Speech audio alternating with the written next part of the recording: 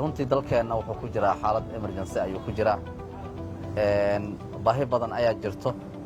in isbitaal walba uu yeesho ICU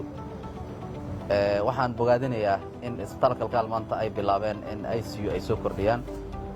oo maaragtay si casri ah oo qalabaysan ay u diyaariyeen waxaan ugu baaqayaa dhammaan isbitaallada magaalada muqdisho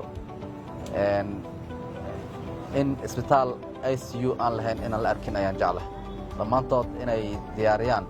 qayb ICU ah inay diyaariyaan ayaan ugu baaqayaa isbitaalka kalkaal markaad fiiriso maaragtay waa dadaal badan ay sameeyeen maalin walbana wax bay soo kordhiyaan laakiin waxaan dareemayaa spaceka inuu ku yar yahay waxaan dareemayaa 20 sariir inay yar tahay waxaan jeclaan lahaa ayagana maxay ahayd in awooddooda ay sii kordhiyaan oo maalinba ay wax soo kordhiyaan sanad walbana wax cusub ay soo kordhiyaan isbitaallada kalena waxaan ugu baaqayaa inay ku daysadaan oo maxay ahayd aan la arkin isbitaal clinic waa gooni laakiin isbitaal ICU la'aan inaan la arkin aan jecelnahay isbitaal walba oo magaaladan ku yaallo waxaan rabnaa ugu yaraan 50 sariir 100 sariir ICU ah inuu diyaariyo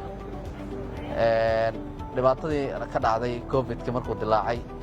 waa inaan wax ka barannaa haddii isbitaal walba ICU uu yeesho baahidaas waa yaraan lahayd dhibaato culayskaasna wuu yaraan lahaa marka waxaan aad ugu boorinayaa bulshada Soomaaliyeed gaar ahaan dadka iska leh isbitaallada private-ka ah waxaan ugu baaqayaa in ay maaragtay ka fikiraan isbitaallada in ay ballaariyaan qalabeeyaan wax walba oo ka dhimana soo kordhiyaan ayaan ugu baaqayaa kalkaalna maaragtay aad baan ugu ammaanayaa maanta ICU inay soo kordhiyeen aad baan ugu ammaanayaa waxaan u rajaynayaa insha Allah tacaala in horumarka isbitaalka isii ballaarashadiisa inay bilow u noqoto oo aan goobjoog ka noqdo ayaga oo sariire intaa ka badan ICU ah furaya inaan goobjoog ka noqdona waa jeclahay aad baa u mahadsantihiin